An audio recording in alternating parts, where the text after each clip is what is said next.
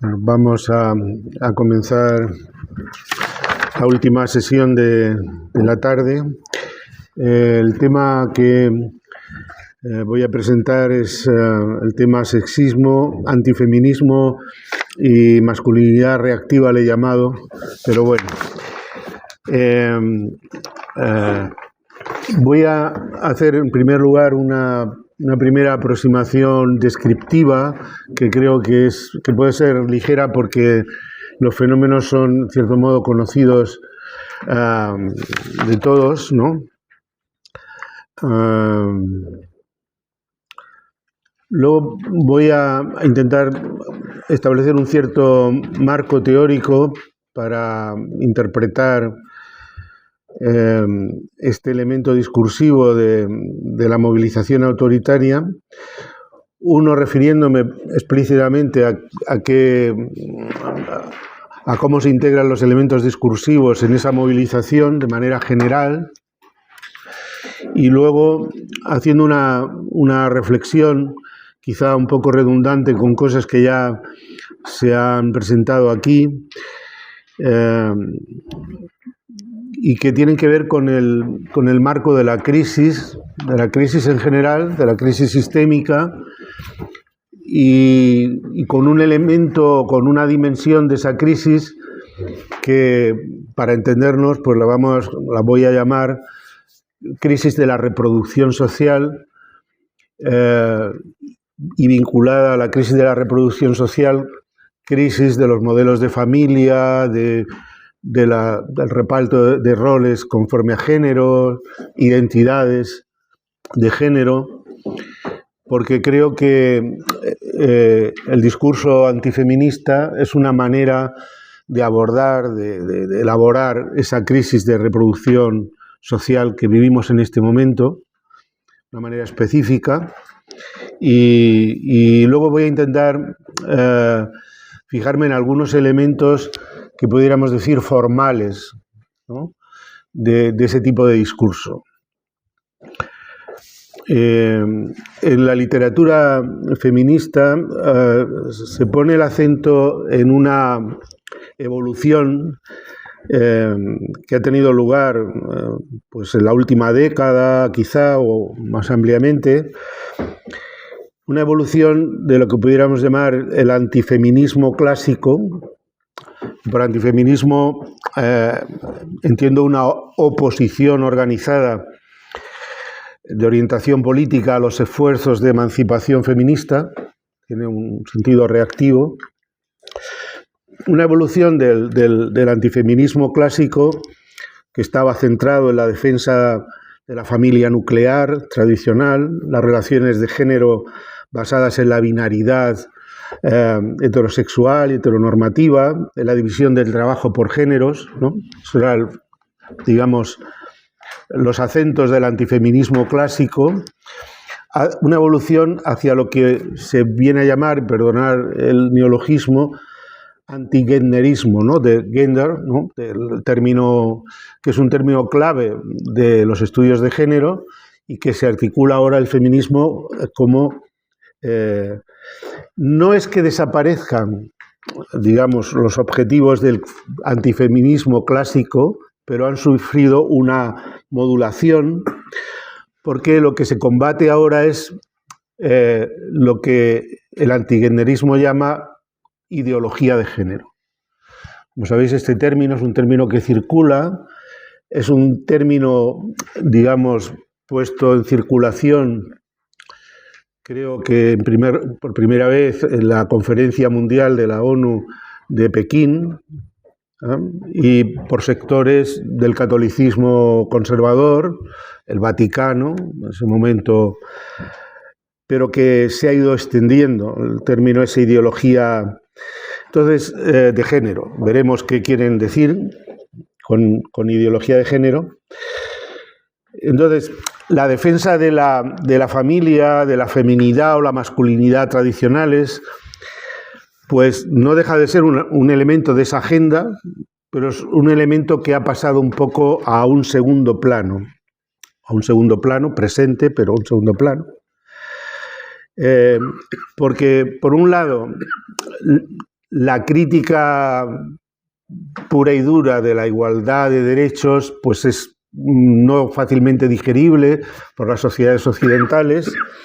Entonces ya, digamos, el antifeminismo no se presenta como una crítica de la igualdad de derechos, que se piensa que está lograda, ¿no? Puesto que desde el punto de vista de las leyes existe una igualdad formal, y lo que ellos dicen criticar son los excesos feministas, el extremismo contra los varones, que forma parte de lo que ellos llaman ideología de género, que es presentada como una quiebra de la igualdad a favor de las mujeres. Todas las políticas encaminadas, en cierto modo, podríamos decir, a aproximar la igualdad formal de géneros a una igualdad real, son, digamos, interpretadas como una toma de partido a favor de las mujeres contra los varones. Y, digamos, esa crítica se centra precisamente en la propia categoría de género. La propia categoría de género lo que ha hecho es poner en cuestión el vínculo natural entre el sexo biológico y lo que pudiéramos llamar el género como construcción social, ¿no? Se puede hacer con un grado mayor o menor de constructivismo, ¿no? Yo no estoy a favor de un constructivismo completo, absoluto, ¿no? Línea de quizá de Judy Butler y otra gente, ¿no? Pero, digamos, la categoría de género en general lo que cuestiona es el vínculo natural entre el sexo biológico y el género. Entonces, en ese cuestionamiento, digamos, los antigenderistas lo que dicen se esconde es un experimento político. Un experimento político que además es un experimento, podríamos llamar, de ingeniería social. Hay un retorcimiento de los argumentos. Es decir, esto es muy típico del discurso autoritario. Es decir, se usan elementos de los discursos emancipadores y se les da la vuelta, ¿no? Hay una retorsión que se llama de los argumentos, ¿no? Entonces, aparece como los estudios de género, las luchas de género, etcétera, se presentan pues como un experimento político, como un experimento de ingeniería social, como una especie de construcción del hombre nuevo, que en parte pues tiene pues una de sus inspiraciones, dicen, en el comunismo, en la idea de crear una nueva humanidad que esconde un programa totalitario que termina tomando cuerpo en esa categoría de las feminazis, ¿no? Es decir, como veis, esa retorsión de los argumentos. En realidad, bajo la categoría de género se escondería, en el discurso antigenderista, se escondería la tiranía de una minoría radical, que es presentada también como élite, frente al sentido común, frente a la gente corriente que vive sus relaciones de género, ese género, o sea, esas identidades de género naturales o naturalizadas, ¿no? El lobby feminista, el lobby gay, el lobby LGTBI, es decir, hemos visto ya esta mañana lo que ha presentado Daniel, ¿no? De la crítica de las élites como apartadas del sentir popular, del pueblo llano. Bueno, pues esto es esa tiranía de la minoría radical, que además ha conseguido montar una especie de industria o negocio del género. Ya veis todas las críticas, por ejemplo, al presupuesto que que maneja el Ministerio de Igualdad, derroche de los impuestos, digamos, con el esfuerzo de todos los contribuyentes, ¿no?, que se destinan a este tipo de... es un despilfarro de recursos públicos. Y los estudios de género son presentados entonces como, no como un espacio de investigación y teorización sobre la construcción social de los géneros, sino como una ideología. Y aquí se va, digamos, trufando de un cierto antiintelectualismo muy típico. Ya como se ha señalado en varias intervenciones a lo largo de las jornadas, pues hay una serie de elementos formales que sabemos, que conocemos de nuestro análisis del antisemitismo, que aquí toman una presencia nueva, ¿no? Eso naturalmente tiene un paso más en el combate, pues, contra las reformas legislativas, las políticas de igualdad, de salud reproductiva, el tema del aborto. Es decir, en el fondo se asume una parte de lo que hemos descrito aquí como conspiracionismo, ¿no? Hay una élite que llevada por intereses de poder, manipula el sentir común.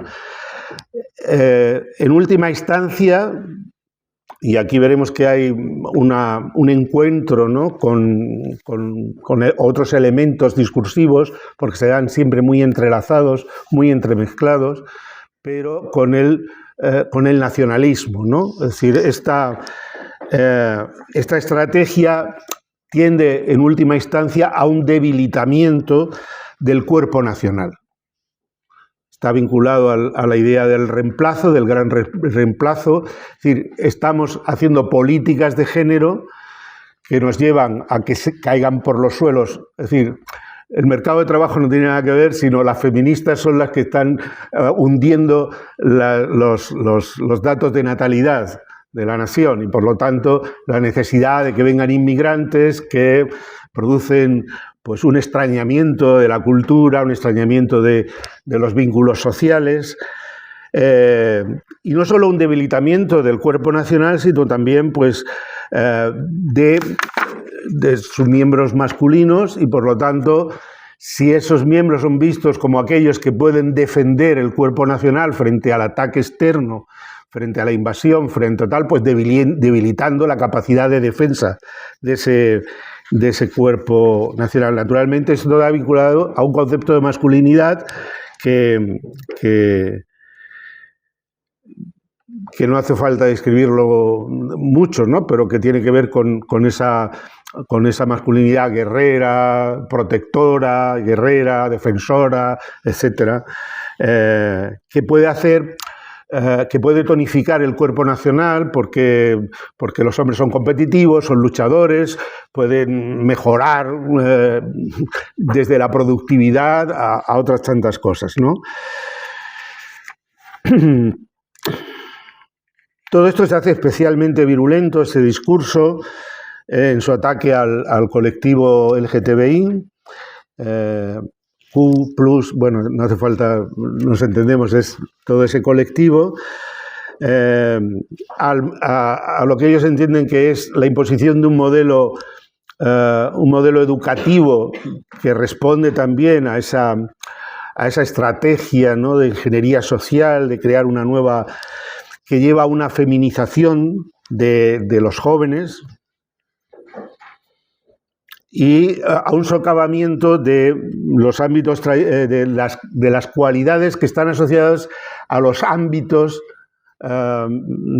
tradicionalmente dominados por los varones: la economía, la política, la ciencia, las instituciones religiosas, el ejército, etcétera, ¿no? Bueno, una vez que más o menos, seguro se podrían entrar en más detalles, distinguir qué es sexismo, qué es misoginia, qué es antifeminismo. Bueno, pero con esto ya yo me doy por... Quiero decir que sabemos de qué estamos hablando, qué tipo de discurso estamos hablando.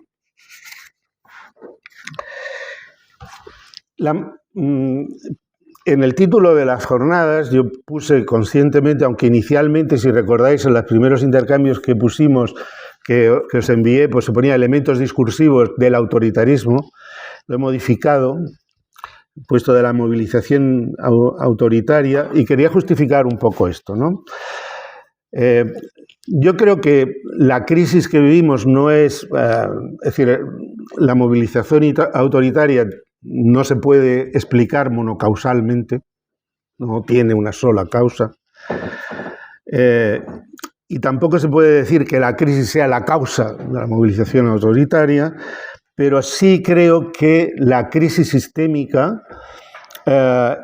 es el marco actual de los procesos y de las dinámicas sociales a las que responde la movilización autoritaria.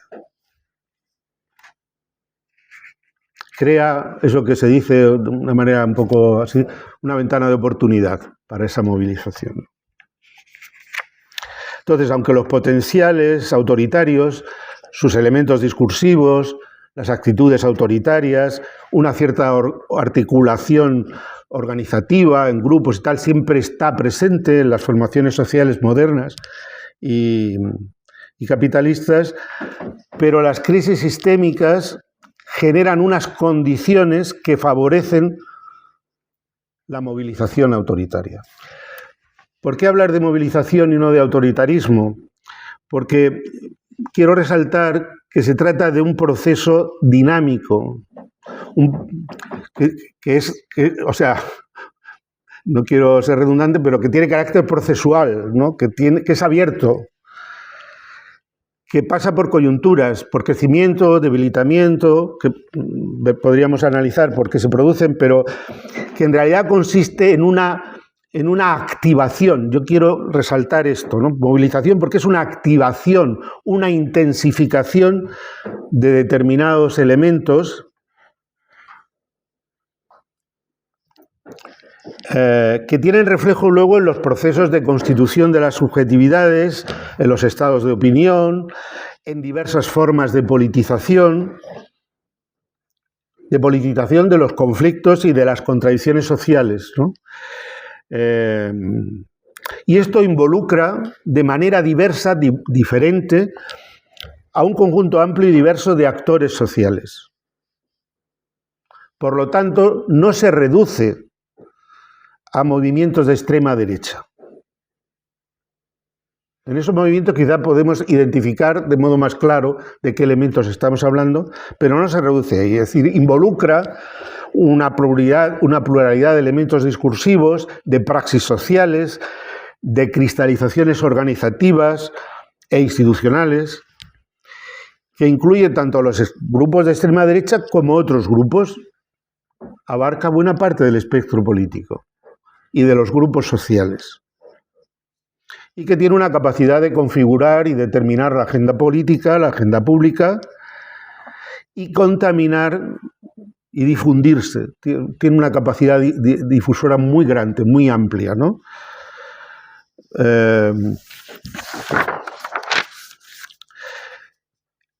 Para referirme a los elementos discursivos, creo que la movilización autoritaria produce y se sirve, en línea de lo que ya se ha presentado aquí esta mañana, voy a hacer un poco a repetirme con respecto a Daniel, una mitología, también me baso un poco en el mismo libro, mitología en un sentido de mitología moderna, ¿no? Mitología en el sentido de la delicia y la ilustración, que consiste en una forma de...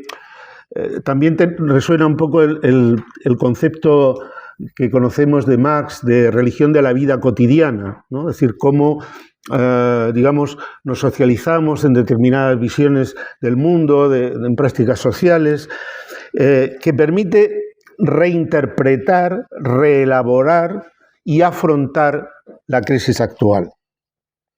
Y lo permite sin cuestionar ni transformar las estructuras sociales que producen la crisis.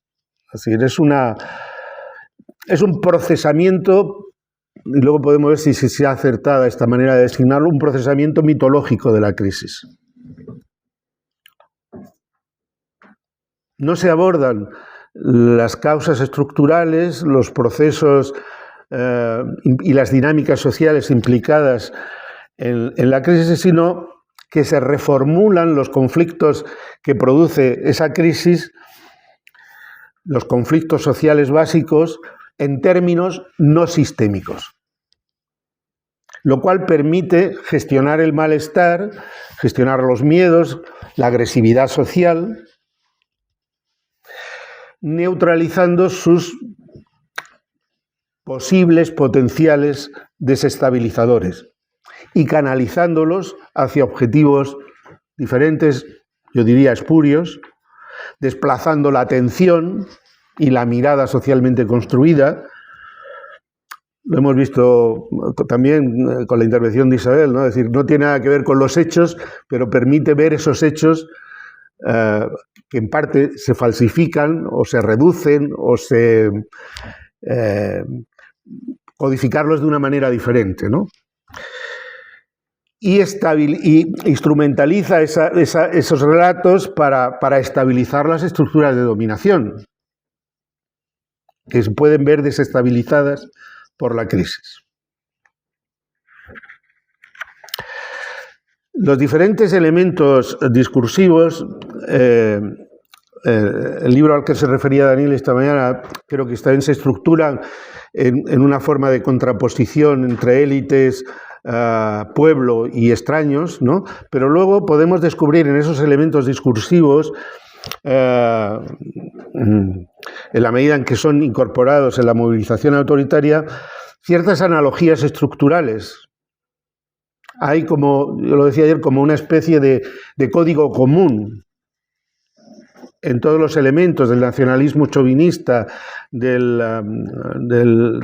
populismo punitivo, del racismo, de la antiinmigración, digamos, analogías estructurales que se pueden analizar desde el punto de vista formal. Por ejemplo, se ha señalado ya el dualismo amigo-enemigo, el conspiracionismo, la emocionalización, la retorsión de razonamientos hasta ahora asociados a los movimientos emancipatorios. Y la cuestión es, una vez que vemos esta labor de traducción, se podría decir de algún modo, ¿no?, de recodificación, de resignificación de los procesos sociales en unos determinados términos que voy a analizar a continuación, ¿esto de dónde viene? Es decir, ¿cómo se gesta? ¿Cuál es la razón de que se produzca esto? Entonces aquí hay diversas ofertas interpretativas, ¿no? Unas que apuntan en lo que pudiéramos llamar el malestar de la modernidad.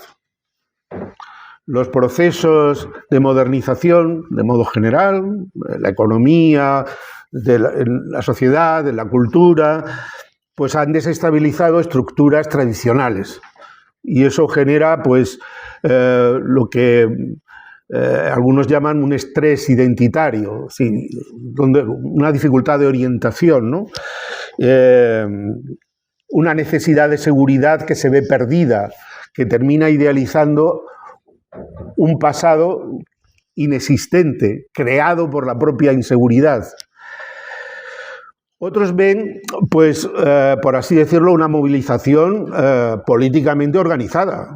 Y hay parte de esto, es decir, hay grupos, sabemos que hay conexiones, redes internacionales que promueven, y por lo tanto, digamos, el antifeminismo es tan viejo como el feminismo. Siempre ha tenido algún tipo de organización y de respuesta. Otros como crisis de la democracia, es decir, como forma de reconducir la democracia a los confines, a los límites de su compatibilidad con la reproducción del orden capitalista. Es decir, si los procesos de avance democrático digamos, desestabilizan los elementos constitutivos de la socialización capitalista, digamos, se trataría de lo que algunos llaman una democracia adaptada al mercado, una democracia adaptada a las exigencias del mercado, ¿no? en Alemania, pues, digamos, esto lo ha formulado Angela Merkel, ¿no? Marktkonforme Demokratie. Una democracia que se conforma, que se adapta al mercado. Yo creo que esos planteamientos explicativos tienen cierto, pero mi tesis, lo que pretendo defender es que el antifeminismo, también la homofobia, la transfobia, etcétera, en realidad es lo que he llamado antes un procesamiento mitológico de la crisis de reproducción social y de las relaciones de género y las identidades de género. Ahora explicaré, es decir, la crisis que vivimos actualmente en parte se define como una crisis múltiple, aunque se empezó definiendo como una crisis financiera, pero en realidad es una crisis económica, es una crisis de representación política, es una crisis cultural, es una crisis con muchas dimensiones y una crisis que afecta de modo muy importante a la reproducción social. Y reproducción social, ahora lo explicaré con más detenimiento, naturalmente se refiere a la crisis de la esfera de la reproducción. Y la esfera de la reproducción no solo es la reproducción biológica, lo veremos, ¿no?, sino también toda la esfera de los cuidados, etcétera, que son indispensables para la reproducción del todo social, ¿no? Un mecanismo central de la dominación social consiste, y aquí es donde yo pongo el acento, en impedir que las dinámicas de crisis se hagan comprensibles en su conexión interna y en su carácter sistémico. Aislarlas, desplazar su significación, desplazarlas también en el tiempo, en el espacio. Bueno, veremos de qué manera se produce esto. Esto exige, en línea de lo que comentábamos esta mañana, pues claro, diferenciar analíticamente algo que se da siempre mezclado, ¿no? Es decir, podemos hablar de un orden de género, orden en el sentido, como decimos, un orden económico, ¿no?, orden de género, pero también de una cultura de género. Y el orden de género y la cultura de género, aunque están imbricados, están entrelazados, pero no son reductibles el uno al otro, ni no van siempre acompasados. A veces se producen cambios sociales y los elementos culturales van más lentos, van más despacio, mover las costumbres o mover las visiones del mundo, tal, pues van a otro ritmo, etc. Y eso quiere decir que en ese espacio en el cual se producen las interpretaciones de los procesos y de las crisis, no son un mero reflejo de los cambios en el orden social, sino que reaccionan también a esos cambios. Reaccionan a esos cambios.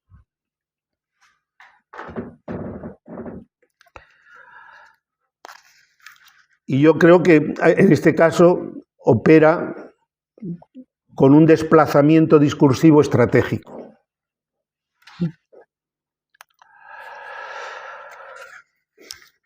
Voy a referirme ahora a la crisis de reproducción y a la crisis de las relaciones de género, que creo que es el referente real de la movilización autoritaria antifeminista, o a la crisis de los cuidados. ¿Quién se ha hecho cargo de esto? Pues en realidad, dentro del panorama de las teorías feministas, pues hay, creo, dos que intentan hacerse cargo de esta crisis. Una que podríamos llamar una reformulación de la teoría de la regulación, reelaborada naturalmente desde el punto de vista feminista, que la actualiza con ciertos elementos gramscianos, que no pasarían naturalmente por un análisis riguroso como el que nos ofreció Ancho el primer día, de teoría de la hegemonía, etc. Y luego la otra oferta, me parece teórica relevante, pues es la teoría de la escisión del valor, que es una teoría que se elabora en el marco de lo que se conoce como la crítica del valor y las nuevas lecturas de Marx en Alemania, cuya representante más significativa es Roswitha Scholz. Hace poco se ha publicado unas traducciones de algunos de sus ensayos y tal, pero no hay mucho traducido al castellano. En todo caso, yo no voy ahora a dilucidar entre estas dos propuestas teóricas. Creo que ambas tienen elementos que son interesantes y potentes y algunas déficits, pero sí que creo que entre ambas existe un consenso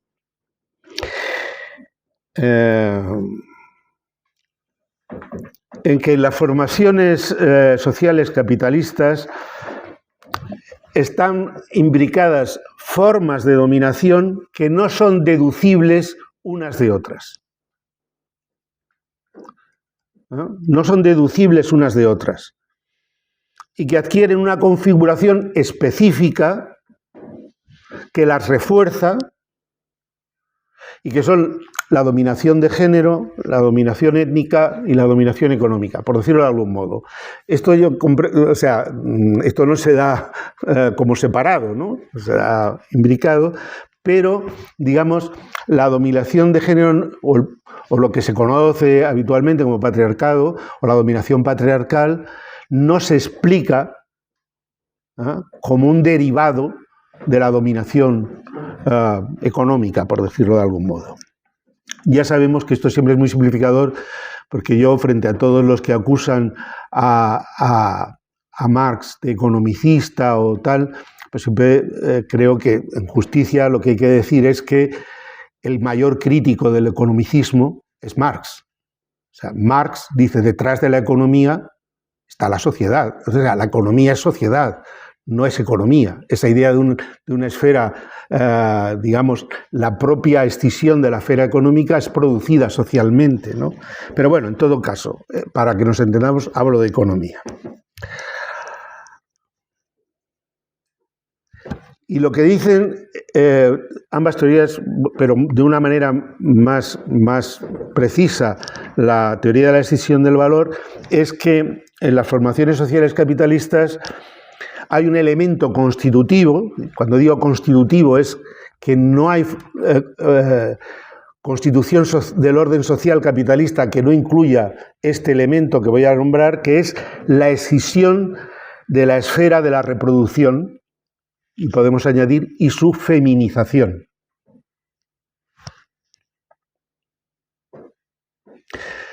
En primer lugar, porque la esfera de la reproducción no puede ser,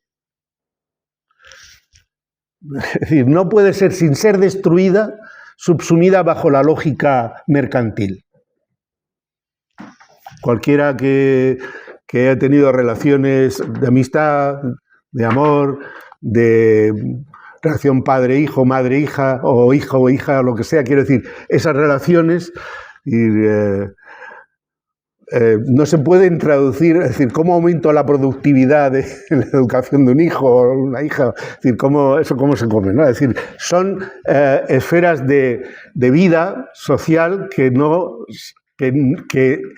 son refractarias a ser completamente subsumidas por la lógica de valorización del valor abstracto, por la lógica mercantil. Y sin embargo, constituyen una condición necesaria de dicha valorización.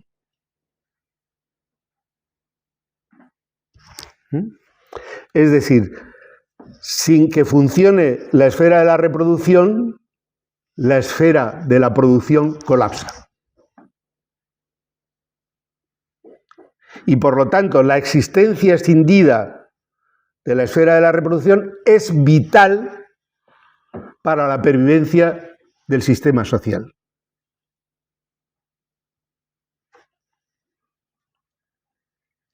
Esta esfera de la reproducción, como he dicho, no es meramente la reproducción biológica, que también, ¿no?, la de la fuerza de trabajo, alimentación, educación, salud, el cuidado de los ancianos, la satisfacción de las necesidades de bienestar interpersonal, todo eso que forma parte de nuestra existencia también, ¿no?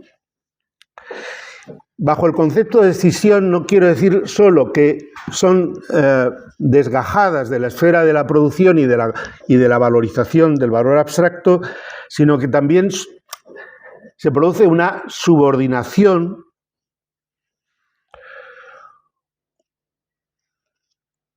a veces una negación, una invisibilización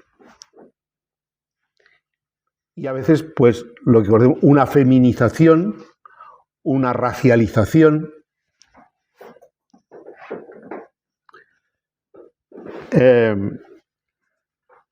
Naturalmente, para que esa esfera de la reproducción sea feminizada, es imprescindible la dominación patriarcal preexistente al capitalismo, porque la dominación patriarcal no comienza con la dominación, podríamos decir, típicamente capitalista. Pero podemos hablar de que esa dominación patriarcal adquiere un carácter específico dentro de las formaciones sociales modernas capitalistas.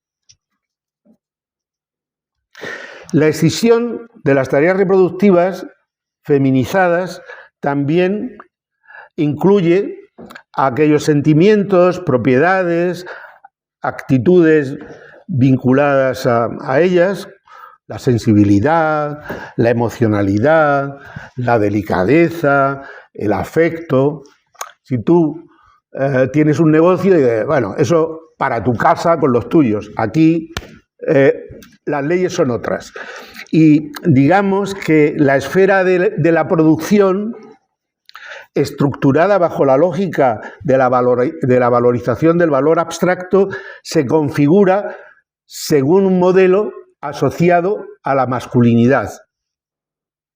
Y tradicionalmente en el capitalismo, en la esfera de producción es una esfera masculina, independientemente de los individuos que estén en ella, aunque haya mujeres incorporadas a la esfera de la producción, pero se configura la esfera de la producción de manera masculina, donde imperan pues, aquellos modelos de comportamiento asociados a la masculinidad, la efectividad, el éxito, la rapidez, la decisión, la efectividad, la productividad, la determinación, el realismo, la competitividad. Son todo un conjunto de un modelo de comportamiento que ha sido asociado y ha sido vinculado a la masculinidad, y por eso la teoría de la escisión habla de un patriarcado productor de mercancías o de un capitalismo patriarcal.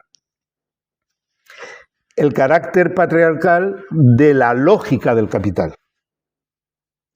En parte, si recordáis la dialéctica de la Ilustración, en realidad, pues la crítica que hace la dialéctica de la construcción a una forma de subjetivación, en realidad está haciendo una crítica a la subjetivación varonil. El sujeto que se critica en la dialéctica de la Ilustración es el sujeto con estas características, ¿no? Astuto, que se sale con la suya, que impone su ley, que efectivamente, ¿no? La mayoría del trabajo de cuidados y del trabajo reproductivo, de facto, es un trabajo no remunerado. No entra dentro del esquema del trabajo salarial. Incluso aquellas tareas reproductivas que han sido asumidas por, digamos, como tareas del Estado, pues son, primero, están señaladas, están feminizadas, la salud, la educación, son los servicios sociales, todo ese espacio, ¿no?, está muy feminizado y también muy precarizado. De modo que todas las tareas reproductivas o no están pagadas o están mal, muchas de ellas mal pagadas, ¿no? Esta escisión de la reproducción y de los cuidados es una constante en las formaciones sociales capitalistas.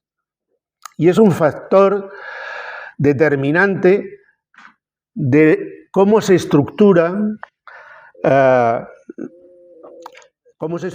relación entre la esfera de la producción, de los medios de vida como mercancías, y la esfera de la reproducción. Esa escisión es determinante. Pero no es, como muchas veces se dice, la pervivencia de un viejo orden patriarcal. Aunque se sirva de ese orden patriarcal. Estamos ante algo, es decir, no es, por así decirlo, meramente, también, pero no meramente resultado de una confluencia de intereses o acciones de individuos, un ventajismo de los varones, por así decirlo, que quieren imponerse, que quieren conservar sus privilegios, eso también, quieren conservar sus privilegios o lo que sea, pero no es solo eso. La jerarquía de géneros es congruente e indisociable del orden jerárquico de la producción sobre la reproducción en las formaciones sociales capitalistas.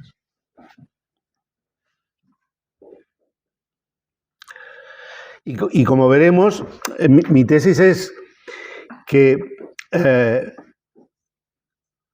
el proceso que hemos vivido en la evolución de las sociedades modernas ha ido transformando en parte las relaciones de género y las identidades de género, flexibilizándolas, plurificándolas, pero no ha conseguido, por así decirlo, cuestionar esta escisión fundamental entre la esfera de la producción y la reproducción.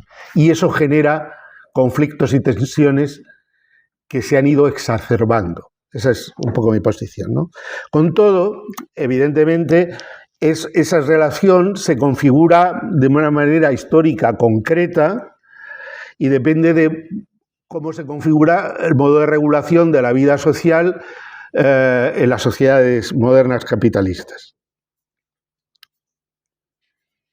Afecta a la división del trabajo según géneros, a las relaciones binarias, jerárquicas, heteronormativas entre los géneros, pero también a su flexibilización y modificación, al grado de mercantilización de ciertos trabajos reproductivos, en salud, educación, lo que he dicho, ¿no?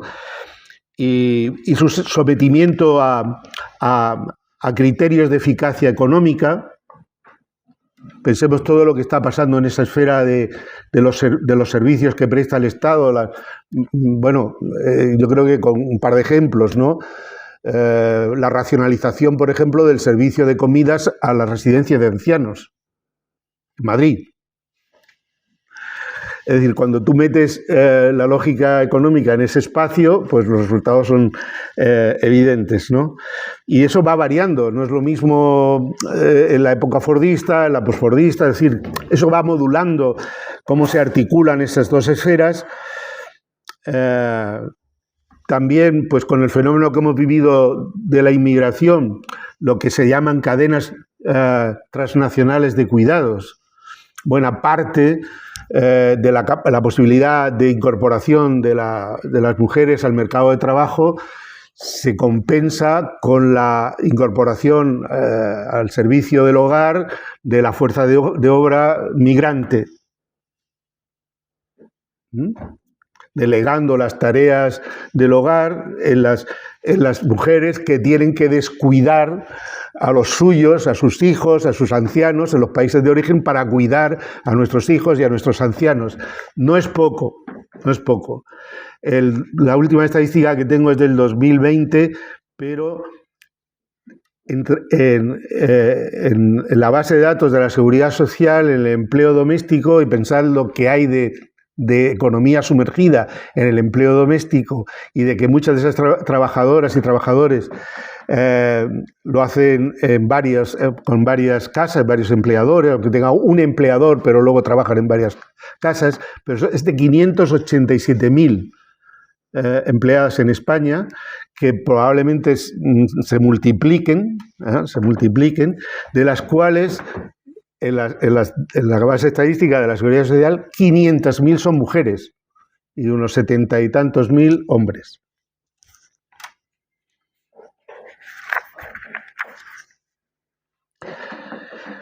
La organización de la esfera de la reproducción y los cuidados y la estructuración de las identidades y las relaciones de género están en continuo diálogo, conflicto, como queramos llamarlo, ¿no? Negociación, bueno. Y la reconfiguración de la esfera de los cuidados y de las identidades de género y de las relaciones de género, esa reconfiguración se debe a exigencias a veces sistémicas. Pensad, por ejemplo, en el mero hecho de que con un salario ya no se sostiene la vida de un hogar. Si con un salario solo no se sostiene la vida del hogar, eso quiere decir que el rol masculino tradicional de sustentador del hogar se viene abajo.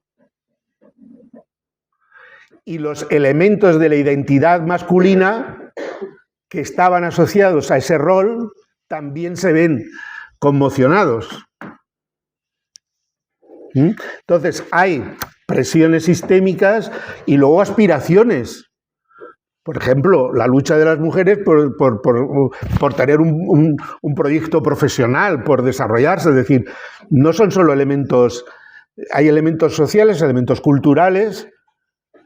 Y yo creo que son siempre dinámicas contradictorias, conflictivas, no son lineales, que dependen de muchos factores, que no son ninguno de ellos inequívocamente emancipadores o reforzadores de la dominación.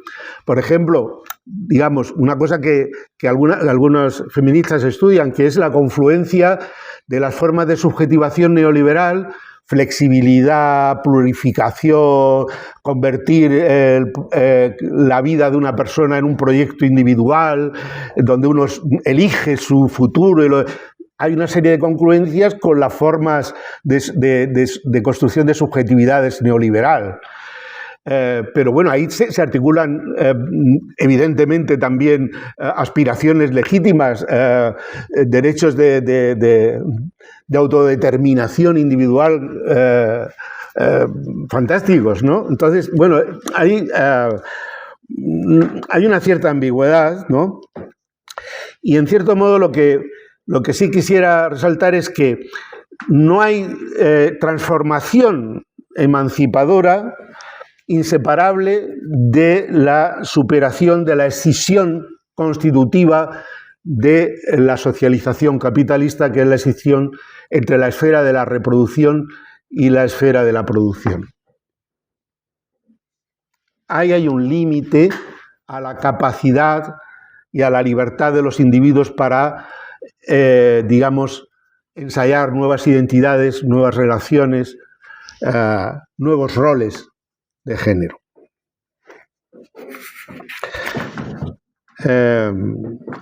La crisis del fordismo, evidentemente hay etapas en esta configuración.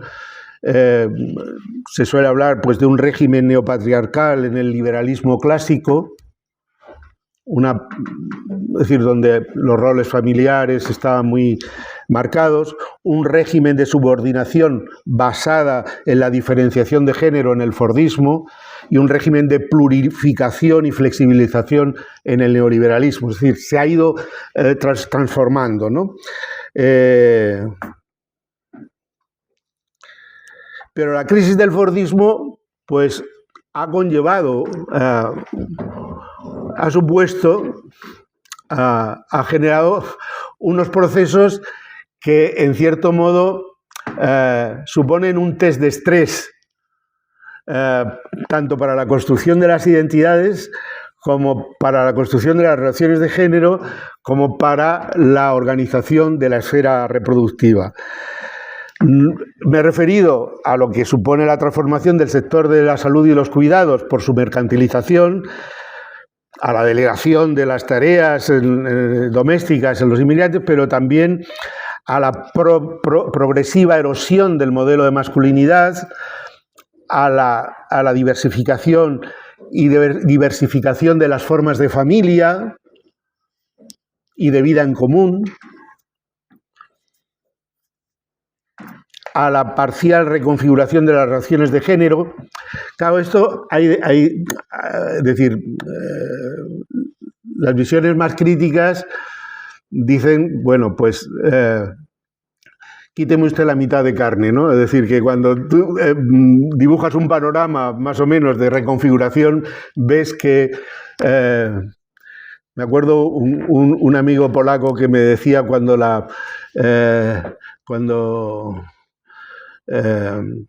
perestroika, Glasnost me decía, cuando tú miras el bosque por arriba, dice Glasnost, ¿no? Dice, si lo miras por abajo, Shishina, que quiere decir calma chicha, ¿no? Abajo no se mueve tanto, ¿no?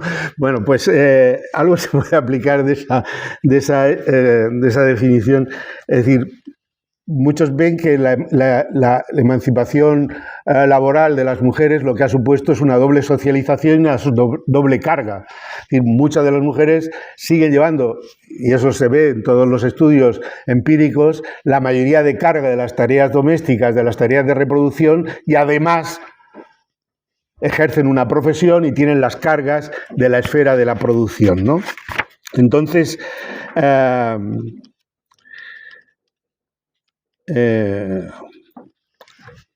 la crisis de reproducción es que en ese contexto aparecen lagunas y vacíos reproductivos en los hogares que cada vez nos cuesta más trabajo llenar. Es como cuando uno está en una casa donde hay unas tuberías ya muy viejas, ¿no? Y de pronto se rompe la tubería por un lado, intentas taparlo con el agujero para que no salga el agua, y por otro lado se te abre otro agujero y tal. Entonces muchas veces los hogares aparecen como una situación de emergencia, tapando agujeros que nadie llega a taparlos todos, ¿no? Es decir, aparecen lagunas y vacíos reproductivos en los hogares que, bueno, normalmente se codifican como problemas de conciliación, pero que en realidad apuntan a una creciente incompatibilidad de las estructuras entre el mercado de trabajo, compatibilidad estructural entre el mercado de trabajo y la reproducción de la vida familiar o de la vida o de la esfera de la reproducción y los cuidados, ¿no? Y eso ha generado un cierto agotamiento de los sujetos, también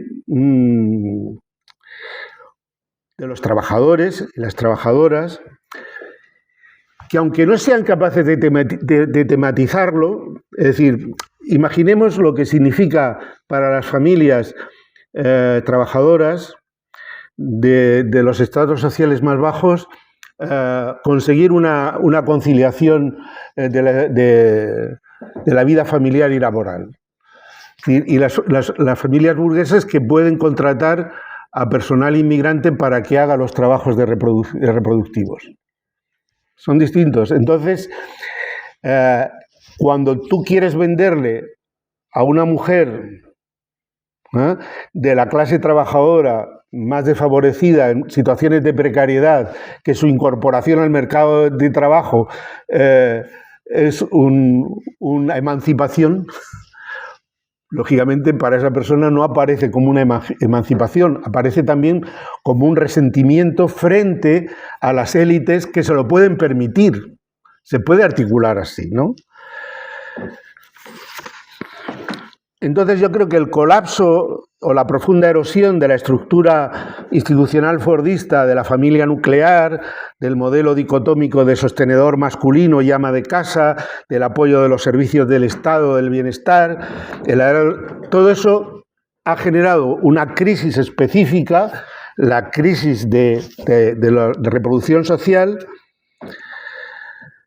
que ha resquebrajado las jerarquías de género, las trayectorias profesionales y el trabajo asalariado, y eso produce lo que, en términos que hemos estado discutiendo estos días, es una herida narcisista, que a veces se articula como una polarización entre identidades de género neoliberales que convierten la construcción de la identidad de género, de los nuevos roles profesionales y tal, en un asunto privado que depende del mérito Y en eso lo vemos en los discursos, ¿no? Cuando, ¿cómo es esta? Olona se dirige a la bancada feminista y le dice: ¿qué me vais a decir a mí? Yo no necesito vuestra tutela, yo me emancipo a mí misma, ¿no? Y mi emancipación no es fruto de unas protecciones del Estado, de unos apoyos externos, de una política de las feministas, sino que es un logro y una consecución meritocrática. ¿Vale? Entonces, se hace una polarización entre esas formas de codificación y, digamos, las identidades masculinas y femeninas precarizadas. ¿Estamos ante una crisis de un modo de regulación o estamos ante una crisis más profunda? Pues eso lo dejamos, si queréis, para el debate. Pero yo sí que percibo una creciente, y no sé si será soluble, incompatibilidad entre la reproducción del capital y la reproducción de la vida. Y se va enconando, hay una contradicción importante.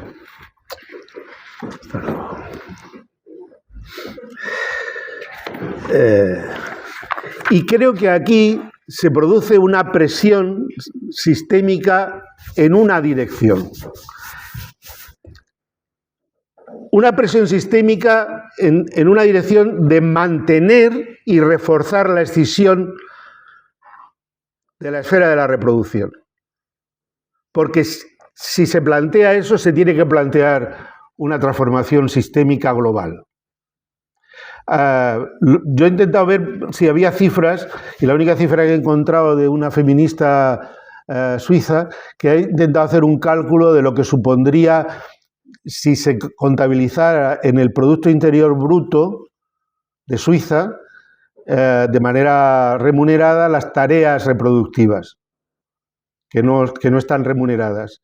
Y el cálculo alcanza el 42% del PIB. Es decir, que eso no esté incorporado, yo no quiero incorporarlo, quiero decir que no creo que se pueda incorporar, porque he dicho que antes que hay una incompatibilidad esencial entre ese tipo de tareas y la lógica mercantil, pero si quisiéramos incorporarlo, explosionaría, ¿no? El sistema en su conjunto, ¿no? Entonces la presión es a mantener esa escisión, a privatizar y hasta donde sea posible mercantilizar las tareas reproductivas y cuidados, manteniéndolas bien como trabajo no remunerado, que ahora ya no va a ser solo exclusivo, aunque mayoritariamente femenino, se puede reestructurar, pero privatizado, sigue siendo el área privada, y feminizándolo, creo yo, aunque mayoritariamente, o como trabajo mal pagado, precarizado. Y creo que el procesamiento de la crisis de reproducción por medio de la movilización autoritaria actúa en congruencia, no digo que sea resultado de eso, que pues sería volver a una teoría conspiranoica, ¿no? Y no quiero llegar a eso, pero sí hay esta presión sistémica y la forma como la movilización autoritaria recodifica la crisis de reproducción social y de cuidados, hay una congruencia. Porque no se van a cuestionar, digamos, el origen sistémico, social de esa crisis de reproducción, sino que se va a codificar en otros términos, ¿no? Y entonces, si vemos en qué términos, nos damos cuenta que aquí entra un poco el carácter de ese tipo de discurso, el discurso que se usa en la movilización. La movilización autoritaria no ofrece diagnósticos de la crisis, apoyados en argumentos, sino que construye, mediante elementos narrativos, escenarios de amenaza cargados emocionalmente. Esos escenarios se construyen en base a una polarización y una confrontación bajo el esquema amigo-enemigo. Ya lo hemos visto también en el caso del racismo, del nacionalismo, etc. Se traducen las contradicciones sistémicas y las tendencias a la crisis como una confrontación entre lo normal, lo bueno, lo natural, lo orgánico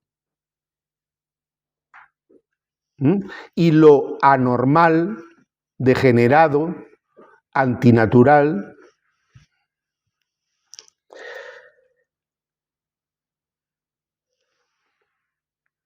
Se personalizan las dinámicas y los procesos sociales, con lo cual es posible derivar lo que son procesos abstractos y contradictorios de la transformación social de supuestas acciones conscientes y malévolas de, en este caso, las feministas, y señalar que las amenazas provienen de un agresor identificable, un agresor externalizado.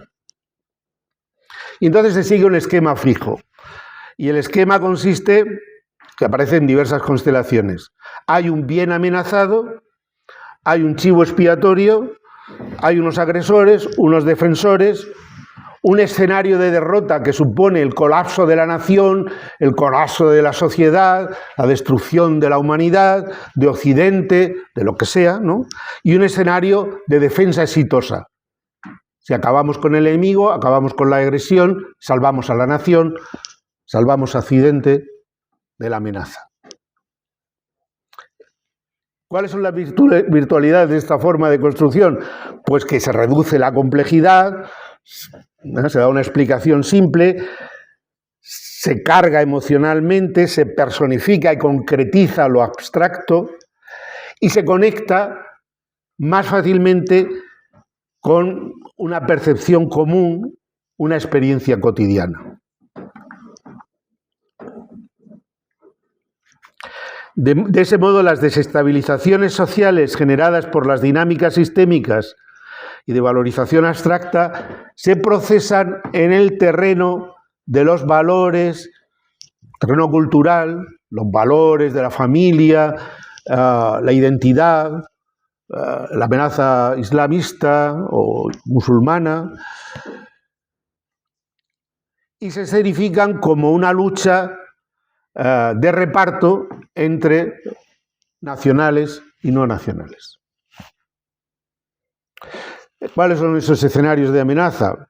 La amenaza a la familia nuclear tradicional y a la binaridad heterosexual y heteronormativa, la amenaza al bienestar de la infancia por la presión de del colectivo homosexual, o transexual, la educación sexual feminista, la amenaza a la integridad étnica de la nación, por eso del reemplazo, etc. Hay una confluencia aquí de los elementos nacionalistas, porque hay una cosa que en el contexto europeo se codifica como femonacionalismo, ¿no? Que es usar, en cierto modo, los logros de la emancipación feminista como argumento anti-inmigración. Entonces los agresores sexuales, los patriarcales, los que no han comprendido las transformaciones de la modernidad occidental son los islamistas, ¿no? Lo cual es un sin Dios, por decirlo de algún modo, ¿no? Y la amenaza de saberes supuestamente consolidados por un constructivismo radical de los estudios de género, etc. De modo que no es la reproducción social, estoy terminando, no es la reproducción social y su crisis, sino la familia la que se ve amenazada.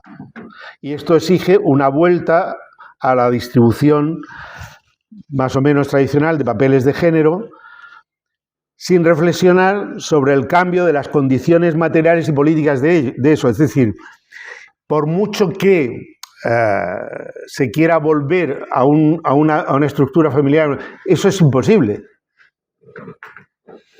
Entonces, ¿en qué consiste la operación? Una operación de distracción, de ganar tiempo, de invisibilizar. Yo creo que el apuntalamiento de los elementos básicos del capitalismo patriarcal tras la pluralización y flexibilización de las identidades y los roles de género está en función de asegurar un reparto desigual que va a depender de cómo vayan las luchas, ¿no? Pero un reparto desigual en base a unas diferencias de clase, de etnia y de género, un reparto desigual de las cargas crecientes que producen las dinámicas contradictorias y la crisis de un capitalismo de expectativas decrecientes. Bueno, eso es todo.